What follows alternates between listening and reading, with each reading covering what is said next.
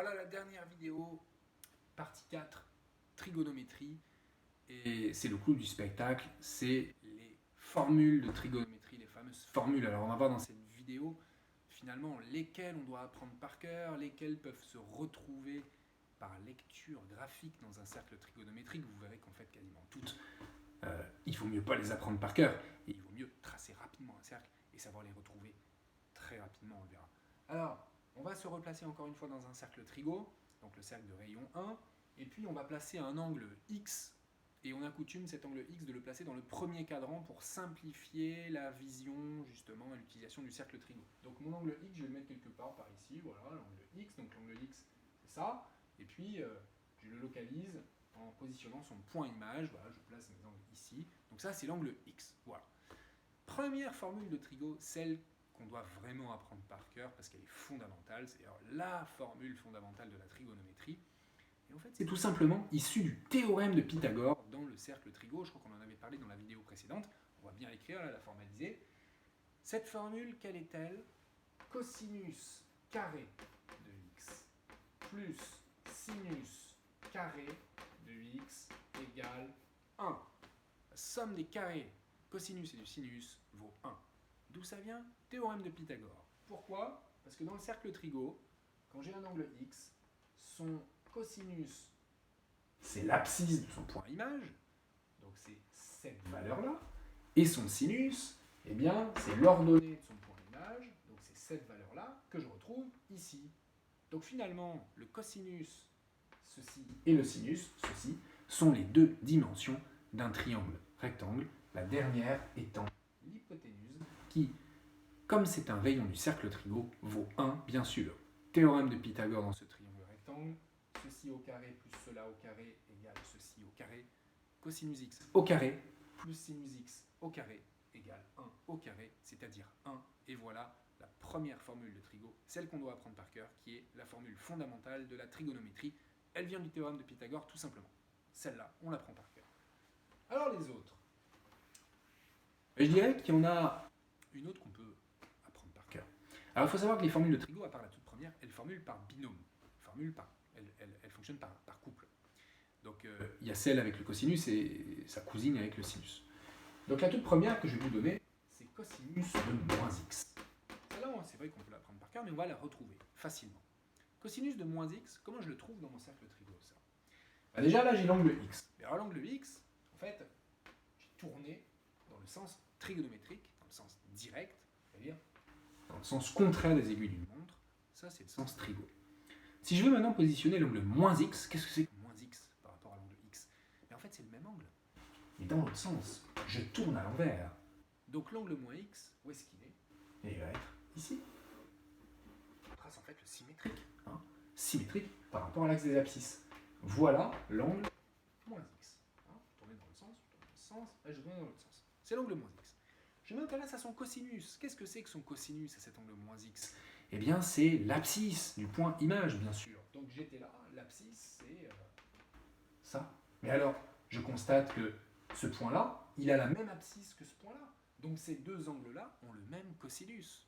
Mais comment je l'ai appelé le cosinus de x? Je l'ai appelé cos x. Donc cos de moins x, c'est le même, c'est-à-dire cos de moins x égale cos de x. Première formule de trigo. Alors on peut l'apprendre par cœur en se rappelant très facilement, parce que c'est quand même utile d'avoir cet automatisme de savoir que cosinus de moins x, ça vaut cosinus x. Eh bien on se rappellera, quand on verra les fonctions trigonométriques, que la fonction cosinus est une fonction paire. Et en tant que fonction paire, eh bien cosinus de moins x égale cosinus x. Deuxième petite formule, le sinus maintenant. Le sinus de moins x. Alors, l'angle moins x est toujours là, il n'a pas bougé. Et si je m'intéresse maintenant à son sinus, eh bien son sinus, c'est l'ordonnée de ce point-là. J'arrive ici. Alors bien sûr, ce n'est pas le même sinus que le sinus de x, qui lui était ici. Mais il y a une relation entre les deux. Il y a une symétrie, bien sûr. Que vaut le sinus de moins x? Que vaut l'ordonnée de ce point? En fait, l'opposé de l'ordonnée de ce point. J'ai la même distance ici et ici, par symétrie, bien sûr, par la construction de l'angle moins x. Ce qui veut dire que le sinus de moins x, ça ne vaut pas le sinus de x, mais ça vaut l'opposé du sinus de x, c'est-à-dire moins sinus de x. Donc là aussi, on l'a retrouvé très facilement par lecture du cercle trigonométrique, en traçant un angle x n'importe où, dans le premier cadran.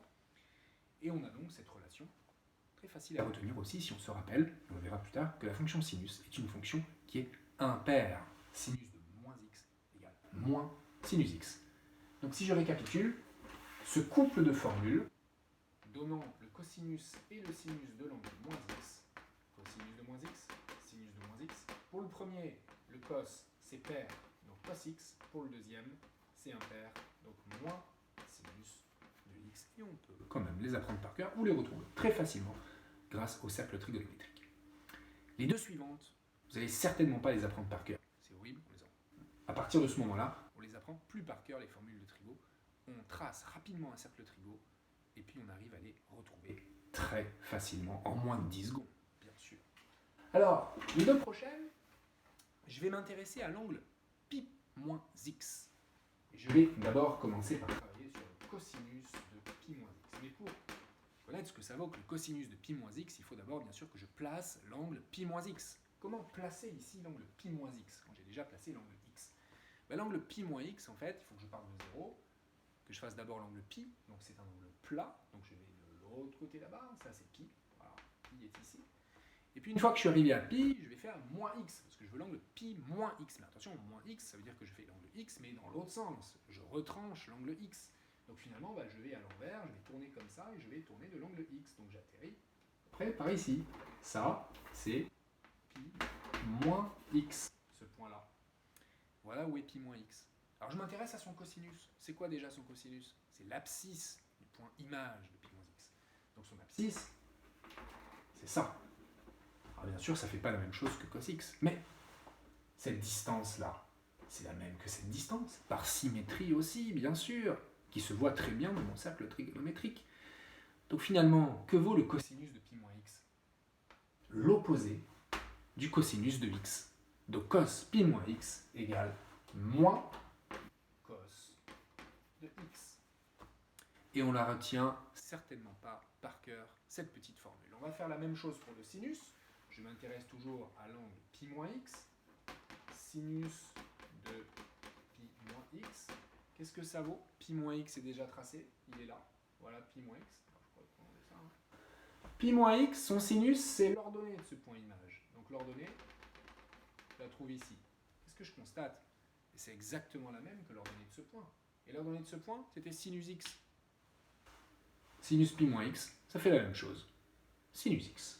Sinus de pi moins x égale sinus x. Et voilà votre deuxième petite formule du couple pi moins x. Le cosinus de pi moins x, c'est moins cos x. Et le sinus de pi moins x, c'est sinus x. On continue. Troisième petit couple de formules. Je m'intéresse désormais à pi plus x. Donc pi plus x, je vais m'intéresser à son cosinus. Vous avez vu que si on commence à les apprendre par cœur, on se mélange complètement les pinceaux entre pi moins x, pi plus x. Après, il y aura pi sur 2 plus x, pi sur 2 moins x, etc. C'est horrible. Donc pi plus x, même principe que tout à l'heure, je le place. Je place l'image de l'angle pi plus x. Donc je tourne de pi, et cette fois, je tourne dans le bon sens pour rajouter x. C'est-à-dire que j'atterris par ici. Voilà, ça, c'est pi plus x. Je l'obtiens ici, en symétrie, en prolongeant cette droite-là. Alors pi plus x, son cosinus à pi plus x, ça, c'est le même cosinus que pi moins x. C'est-à-dire que c'était l'opposé du cosinus de x. Donc cos pi plus x, ça fait moins cos x. Je fais la même chose pour le sinus. Je m'intéresse au sinus de pi plus x. J'ai déjà placé mon point image de pi plus x, de l'angle pi plus x, il est ici. Je m'intéresse désormais à son sinus est son ordonnée. Donc je vais aller récupérer l'ordonnée de ce point, qui est la même que l'ordonnée de ce point-là, et qui était l'opposé de l'ordonnée de ce point-là, c'est-à-dire l'opposé du sinus de x. Donc l'opposé du sinus de x, ça fait moins sinus x. Donc ce couple-là, pi plus x, il y a que des signes moins. Cos de pi plus x, c'est moins cos x. Et sinus de pi plus x, c'est moins sin de x. On continue. Là, ça devient un peu plus compliqué. Parce qu'il y a du pi sur 2 qui va apparaître. Alors je vais m'intéresser à à l'angle pi sur 2 moins x. Pi sur 2 moins x, où est-ce que je le trouve celui-là? Alors pi sur 2 moins x, eh bien je pars de 0, j'avance de pi sur 2, angle droit, et je retranche x. Donc je suis par ici. Pi sur 2 moins x, le voici. Voilà. Il y a également une symétrie aussi, par rapport à la droite d'équation y égale x, justement. Alors quand je suis à pi sur 2 moins x et que je m'intéresse à son cosinus, je le place là, son cosinus. Et là, je vois que ça ne correspond pas du tout à cosinus de x, ni même à moins cosinus de x. Alors je suis un peu perdu. Mais cette petite distance que j'ai trouvée là, relative au cosinus de pi sur 2 moins x, eh bien je me rends compte que c'est la même, par symétrie, que cette petite distance-là, qui correspondait au sinus de x. Et oui, le cosinus de pi sur 2 moins x, c'est la même chose que le sinus de x. Il faut juste que je vérifie mes signes. Attention aux signes. Le cosinus de pi sur 2 moins x, regardez-le, il est donc là, il est positif, bien sûr. Le sinus de x, il était lui aussi positif. Voilà, c'est le même, il n'y a pas de signe moins. Cosinus de pi sur 2 moins x, ça fait sinus x, et vous avez vu que l'angle pi sur 2 moins x, quand on prend son cosinus, ça transforme le cosinus en un sinus. Cosinus de pi sur 2 moins x, ça fait la même chose que sinus de x. On passe au sinus de pi sur 2 moins x. Le sinus de pi sur 2 moins x. Je suis toujours à pi sur 2 moins x qui est ici. Je m'intéresse à son sinus. Son sinus et son ordonnée. Regardez, c'est cette grande distance là qui fait presque 1. Où est-ce que je la retrouve? Certainement pas au sinus de x qui est tout petit. Par contre, je la trouve au niveau de mon cosinus de x. C'est cette distance-là, cosinus de x, que je retrouve ici. Donc le sinus de pi sur 2 moins x, c'est le cosinus de x. Et donc vous avez vu encore une fois que l'angle pi sur 2 moins x, il va transformer les sinus en cosinus. Tout à l'heure, il transformait les cosinus en sinus, là, il transforme les sinus en cosinus. Il n'y a pas de signe moins, ni pour le sinus, ni pour le cosinus. Voilà, deux nouvelles formules de trigonométrie. Hors de question de les apprendre par cœur non plus. Je passe enfin à l'angle pi sur 2 plus x. Je vais m'intéresser au cosinus de pi sur 2 plus x. Où est-il celui-là? L'angle pi sur 2 plus x. J'avance de pi sur 2, je rajoute x. Je suis par là. Pi sur 2 plus x. Il est ici. Pi sur 2 plus x. Je m'intéresse à son cosinus. Son cosinus, il est là. Qu'est-ce que je retrouve? Ma petite distance qui était celle relative à mon sinus de x. Alors j'ai envie de dire que ça va être le sinus de x. Voilà. Sauf que, attention, regardez de quel signe est le cosinus de pi sur 2 plus x. Cette petite distance-là, ok. Mais ça, ce cosinus, il est négatif. L'abscisse est négative ici. Donc ça ne va pas être sinus de x, ça va être l'opposé de sinus de x. J'ai un signe moins qui apparaît quand je travaille avec pi sur 2 plus x pour le cosinus. Cosinus de pi sur 2 plus x, ça fait moins sinus de x. Je passe désormais au sinus de pi sur 2 plus x. Le sinus de pi sur 2 plus x. Je suis toujours à pi sur 2 plus x qui est ici. Je m'intéresse à son sinus, donc je m'intéresse à l'ordonnée de ce point-là. L'ordonnée de ce point-là, cette grande distance ici, qui est positive, enfin ordonnée positive. À quoi ça va être égal tout ça? Eh bien, à cette fameuse grande distance-là, qui était ici, qui correspondait au cosinus de x. Donc là encore, j'ai un changement de sinus en cosinus. Donc je m'apprête à écrire ça, cosinus de x. Je vérifie mes signes quand même. Le sinus de pi sur 2 plus x, regardez, il était positif. Cosinus de x était positif. Donc même signe, il n'y a pas de signe moins ici, il y a un signe plus. Donc le sinus de pi sur 2 plus x, ça fait cosinus de x. Si on récapitule, quand on travaille avec des pi sur 2 plus x ou des pi sur 2 moins x, le cosinus se transforme en sinus, le sinus se transforme en cosinus. Par contre, il faut faire attention aux signes. Il faut aller travailler sur le cercle trigo et voir s'il y a eu un changement de signe ou pas, en prenant le cosinus ou en prenant le sinus. Dans les deux premières, il n'y avait pas de changement de signe. Et dans ces deux suivantes, il y a un changement de signe, juste pour le cosinus. Alors vous avez vu, ça fait beaucoup de formules de trigo, bien évidemment. Cercle trigo, très facile de les retrouver, et ça suffit, bien sûr. Alors il en existe d'autres, bien évidemment, mais celles-là, vous les utiliserez plus tard. Pour l'instant, ce n'est pas du tout utile. Le cosinus de A moins B, le sinus de A moins B, sinus A sinus B, cos A cos B, sinus 2x, cosinus 2x, etc. Puis vous allez même apprendre à les linéariser, à les dupliquer, à faire plein de choses avec de la trigonométrie. Mais là encore, vous aurez des moyens mnémotechniques et puis l'utilisation du cercle trigo qui pourra vous sauver de Pour l'instant, on en a vu un paquet, mais si on récapitule, il y en a une essentielle, c'est cos carré plus sinus carré égale 1, stop.